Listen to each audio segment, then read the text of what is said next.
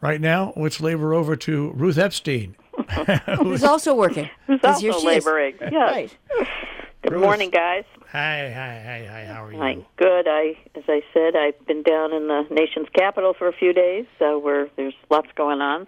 Not so much for me up here now, so you're going to have to fill me in. Well, one of the interesting stories is a story that I first broke up here off the Hartford Current Press line when I got up early one morning and I posted that this guy was arrested for He was being hanging out at Hotchkiss? at Hotchkiss. Yeah. Now, after I posted that story, Eddie Meza from Sharon Country Inn Yep.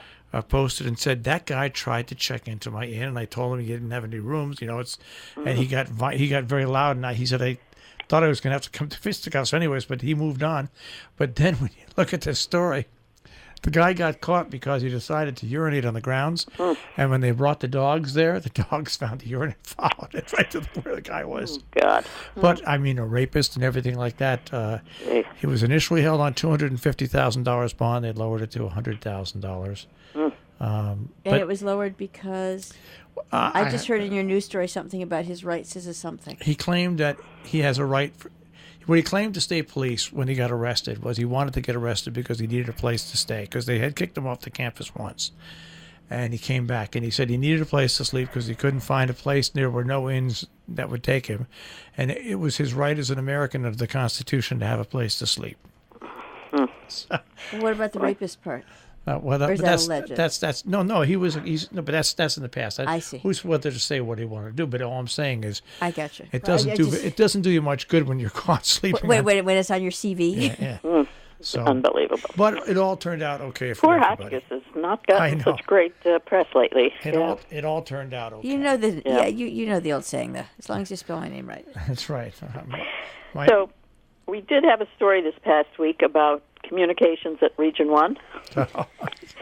And, I want you to do something, Ruth. I want you to go to the Region 1 report, yes, and I want you to take a look at some of the very well-written responses to that communications at Region 1 special meeting and then the speaker that was brought in. okay. Very interesting observations from people. Okay, I will have to put my work hat on and do that.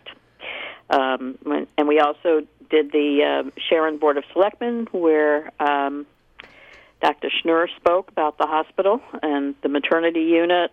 He was there, and we spoke or texted with Peter Cordeau after that, who said at this point there is no date for discontinuation of maternity services set yet. So we don't know where that stands at this point. Yeah, there's no date set for its continuation, but there's no date set for its abolition as well. So what does one wait for? You wait for a decision to be made. Yeah. By well, it's not. It's Bob.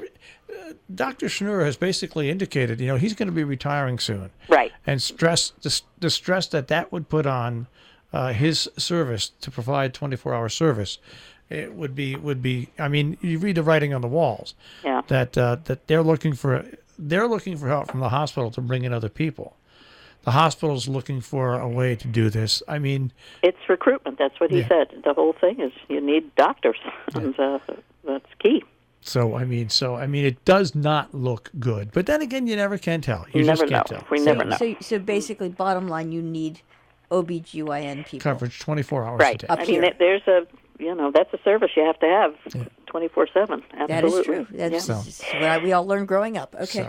So that's what the basic decision is. Is that there is no decision, and we'll see what happens. I mean, but it doesn't. When you read between the lines between Peter Cordeau and Dr. Schnur, it really does not look good unless some miracle happens. Unless some young folks want to come up here and practice. Yep. Yeah. So we have a busy night actually tomorrow night, Marshall. There is the Kellogg Board of Ed. There is Tuesdays at 7, the last one of the season at the South Canaan Meeting House for the Falls Village Canaan Historical Society, and Peter Vermilya is going to be speaking about his wicked people of Litchfield County. And we also have the Cornwall Board of Selectmen. And do we have Salisbury? No, they meet next week. Salisbury? Yeah, Are they moving back down to the next Monday? Curtis was away from vacation. He's just getting back today, so I don't think... Okay, so I'm sure then it's going to be next Monday for Salisbury Board of Selectmen, I'm thinking. And usually Canaan Board of Selectmen moves to the next Monday as well. Yeah. And so, and then quiet week until we have a meeting of Democracy First on Saturday. I believe Chris Murphy's going to be there, and all the Democratic candidates. That's at 9:30 at Gear Village. So I'm thinking we've got a quiet week other than that. It is. Going back to they had a meeting about the grading policies with an invited speaker. Yes. Here's what upset people. They took questions beforehand. They wrote down questions for a question and answer session. When it was over, they only picked 2 questions because it was too late to go to the other questions. Oh, dear. And people got it. People got mad. Got mad. Yeah. There's, but that comes on the heels of their communications meeting. Yeah.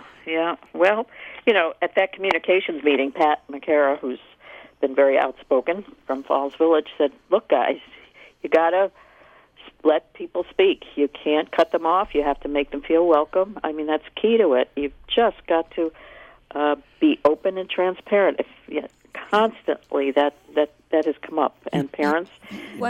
I think this is my opinion, but one of the biggest mistakes is that people think that other people are really uninformed. The whole thing about that, and we've only got a minute left in what I'll say about the second meeting that they had, is you don't ask for written questions, and then you select the questions that ask, and then say, okay, there's no time left. And then Lisa Carter you'll see this, she got very belligerent about the whole thing. Oh, dear. And basically said, well, it's late to stay late and everything like that, pop.